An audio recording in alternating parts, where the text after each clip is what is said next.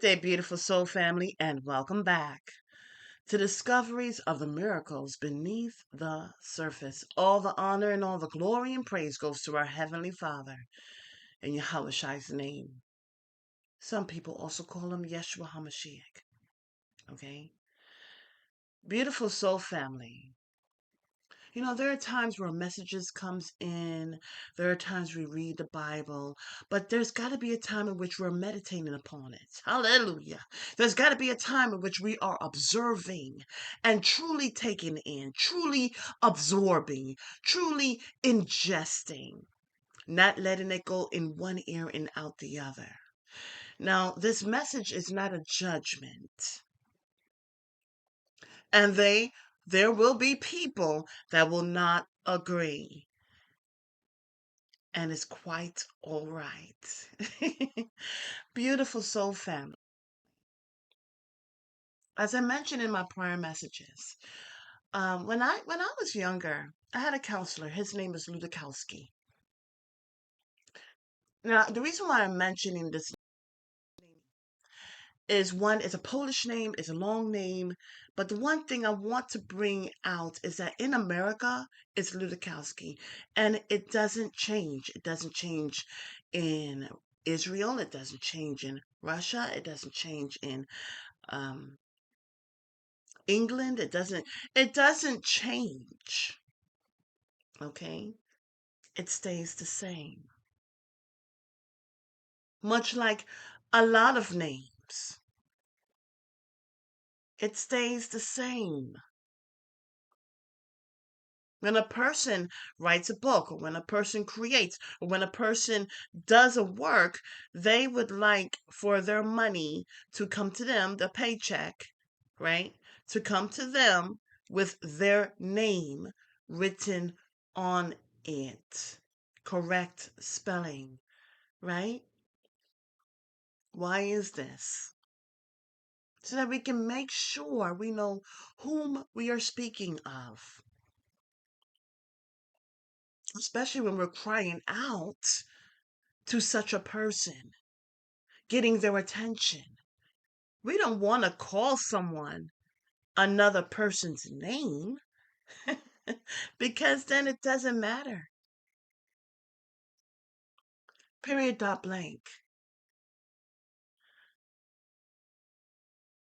Beautiful soul family.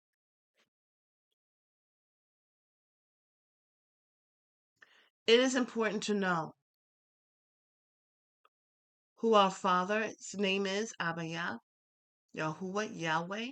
It's important to know his name.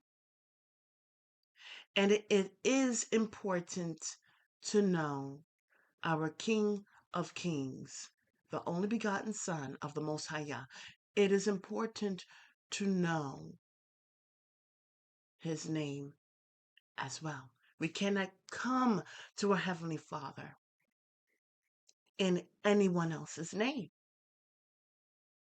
So I'm just stating so we can all be on the same page.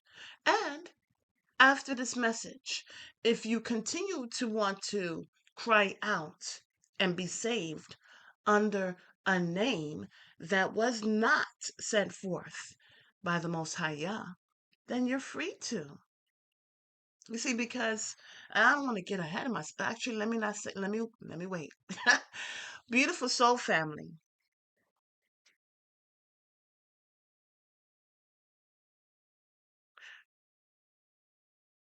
The Israelites, when they came out of Egypt, and Moses went up to the mountain, he was there for some time. They wanted him to come back down. Where's Moses? We can't rely on Moses. What is he doing? Why is it taking so long? So they decided that they're going to make a golden calf. Mm, Father, in the name of Yahweh. So all their riches that they had received, that without the Most High Yah, they wouldn't even have received it, obtained it. But they took those riches and they made a golden calf.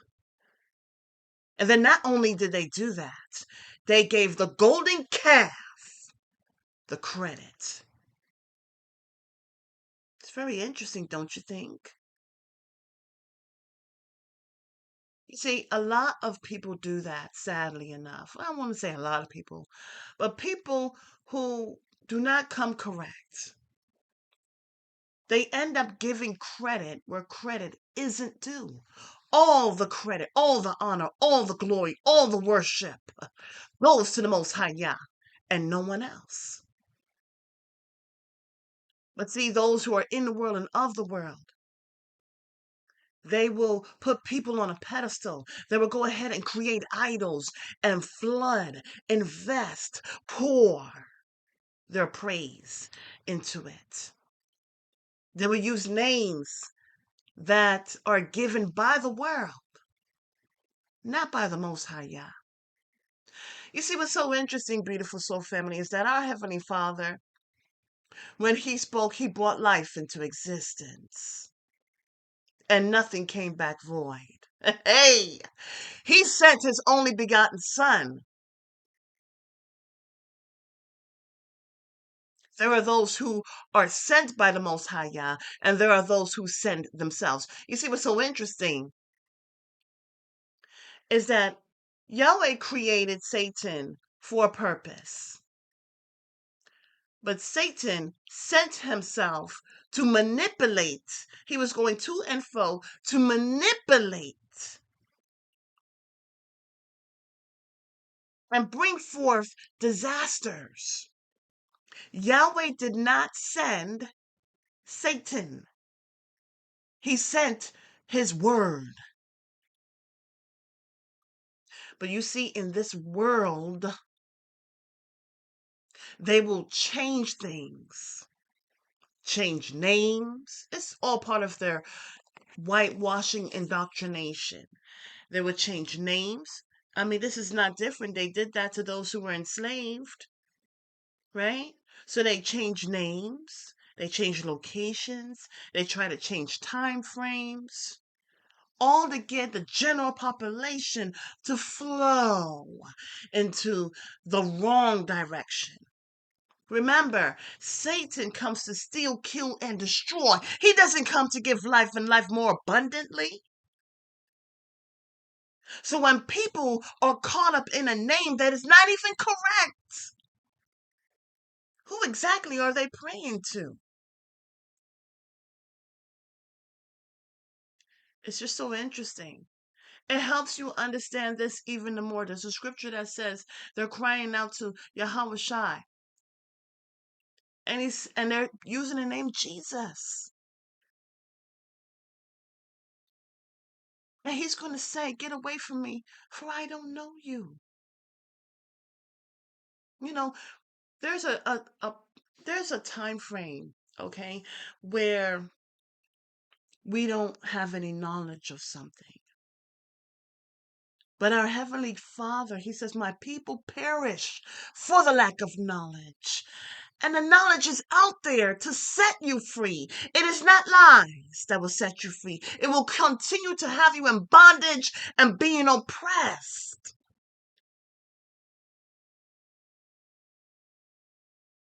Beautiful soul family.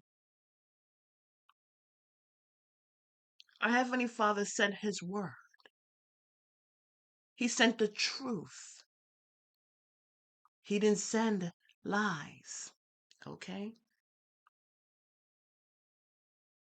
There are those speaking about the rapture.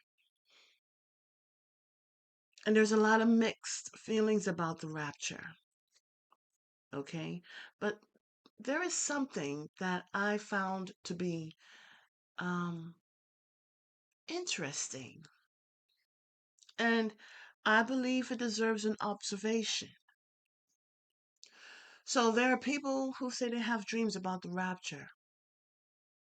And some people say that, quote unquote, God gave me this dream. He gave me this dream and he kept on hounding me about it. I had to pause there. Because let me tell you something. When you get a message, a dream, a vision from the Most High Yah, He is not going to hound you. Still small voice means anything to you. Okay? That's why we have to take all the distractions, pull ourselves out of the world. And in His scriptures and humbling ourselves in prayer. Now, when I say this, I'm stating the facts. One, you will know that His name is not God. When you have a relationship with someone, and when I say a relationship, I mean a friendship, a convo, you're not going to say man, you're not going to say woman, you're going to call them by their true name because it's a respect, it's a reverence. And you're not going to say, has been hounding me, bothering me. No, let me tell you what bothers you. Let me tell you what hounds you. It's your conscience.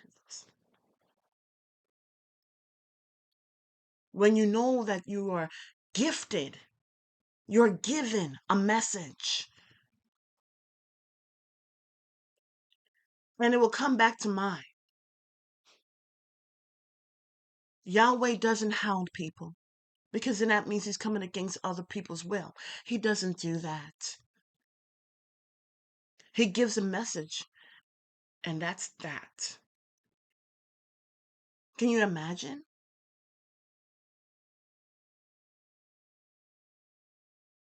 Who hounds people is Satan. He was hounding the woman to bring forth doubt. So Yahweh doesn't hound. He gives you the message. You give the message. Period. Dot blank. He said, my children know my voice. And when you know your Father's voice, even just the power of it. I remember I had one dream, and it was the power that I felt was frightening. There's no easygoing hounding. Oh, you got it. No, there's none of that. There's none of that. So that's one. My children know my voice. But Satan's children knows his voice too. And the thing about it is he's the father of lies. Anyhow, I want to bring to an account where the Israelites, they're like, we want to hear from Yahweh. We don't want to hear from you, Moses. We want to hear from Yahweh. So then Yahweh told Moses, go ahead, let them consecrate themselves and get them ready to meet me at the base of the mountain. Right? Some of them were cleaning out their heart. Others were just focused on the outer parts. They were focused on their body, their clothing, and then they felt like they were ready. The ones that were initially cleaning out their heart, cleaning out their minds, cleaning out their clothes and their bodies too, they were the ones that were able to hear Yahweh in such a more calmly tone. You see, when Yahweh spoke to the Israelites that were at the base of the mountain, there was a reaction and a response. Those that didn't clean out their heart, they heard something frightening.